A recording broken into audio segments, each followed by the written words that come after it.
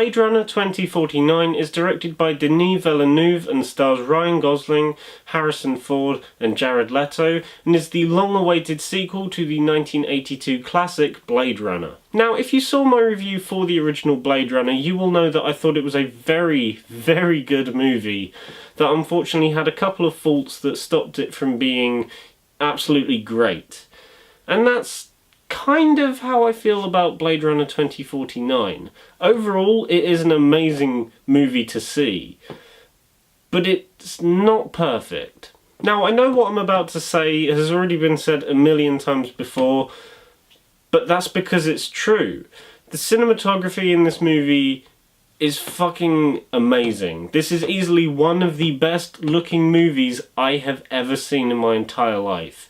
And that is 100% down to Roger Deakins' gorgeous cinematography. If he does not win an Oscar for this movie, honestly, there's something wrong. Every single shot in this movie oozes with atmosphere, and the use of specific colour palettes throughout the movie really makes every single scene pop that extra bit more. I thought the acting was really good from everyone in the movie, with the specific highlights being Ryan Gosling and Harrison Ford.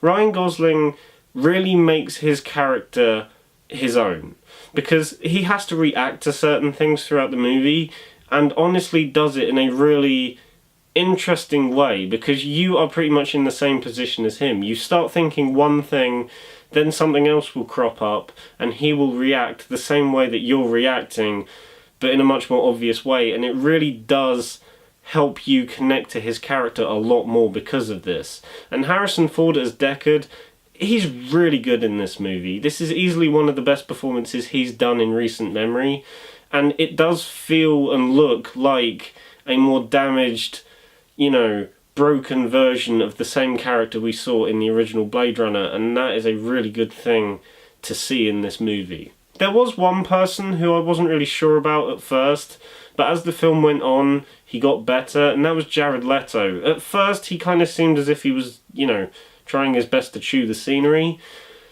but as the movie went on, it kind of got a little bit more bearable, and the whole point of his character made a little bit more sense, and overall I thought he was pretty damn good. The score for this movie is amazing. It's one of my favourite aspects of the entire movie, to be honest, because what it does is that it takes elements that works about the first movie's score, made by Vangelis, and kind of makes it into its own thing. For example, there are a few moments near the start where the score will suddenly build up, and you think you're going to hear the original score, and then it starts doing its own thing, and then you realise, okay, I'm in for something familiar but different, and that's pretty much how the whole movie feels. Familiar but different. And that is mostly cemented by the score, which just made every single scene that bit more hard-hitting. It just knew the right moments when to build up and the right moments when to kind of take a back seat, and that just shows that it is a really, really good score that really knows what it's doing. Also, I absolutely loved the story of Blade Runner 2049. It was really intricately put together, and it kept me guessing from start to finish. I don't usually get that with movies nowadays, where you just watch it and you absorb it. But with Blade Runner 2049, I was literally just always trying to get one step ahead in the story, and that shows that it is expertly written, because I honestly had no idea where the plot was going to go.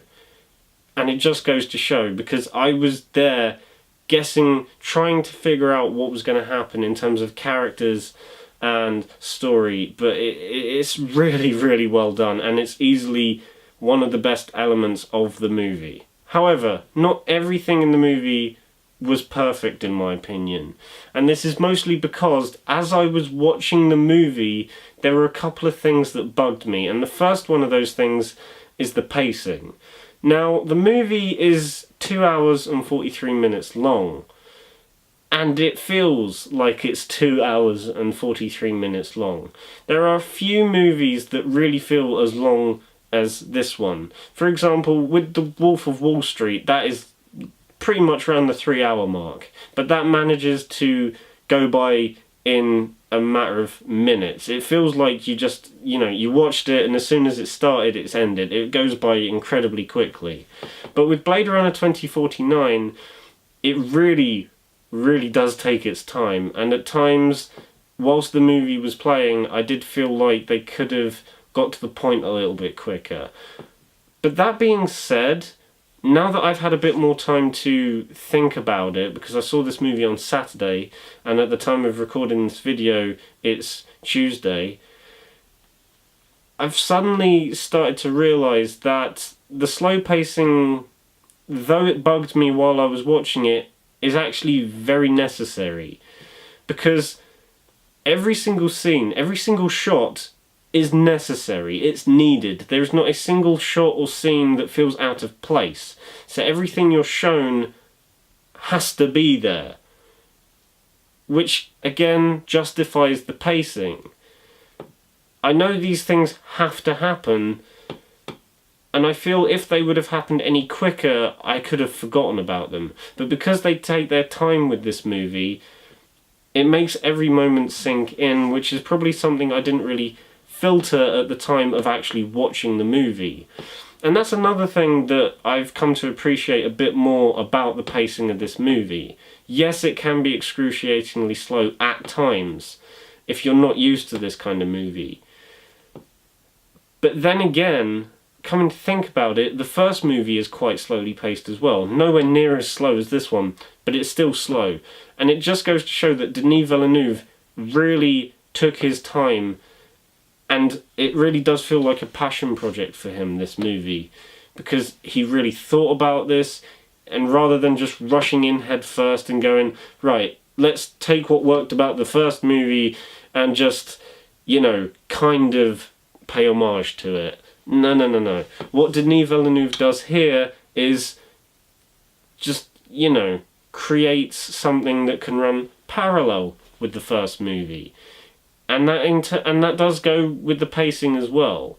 He takes that element of the first movie and kind of times it by 10. And it just goes to show that he really does care about the story, the characters, and the whole world he was trying to build up. Unfortunately though, the other thing that bugged me still kind of bugs me now. And like I said, during the movie, the plot kept me guessing as it was happening. I was honestly, throughout the entire movie, just trying to figure out where it could go next.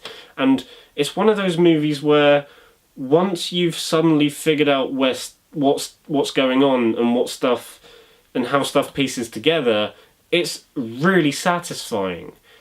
Which is why when you get that one or two scenes towards the end that pretty much sum up what you've just figured out if you're paying attention, kind of, took me out of the moment just for a second. And it was really annoying for a little bit. There's a couple of these scenes, they're not many, but there's like one or two near the end that just sum up what you've already figured out. And it's really kind of frustrating.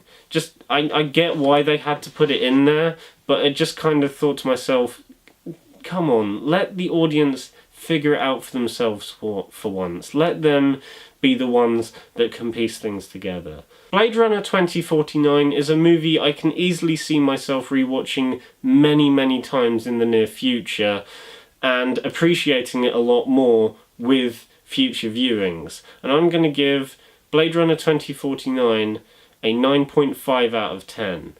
Like I said, the pacing actually did grow on me after I thought about it, but those self-explanatory scenes still kind of bugged me. Like I said, if I rewatch it a few more times, my overall opinion may change and I may appreciate it a lot more like I did with the first one.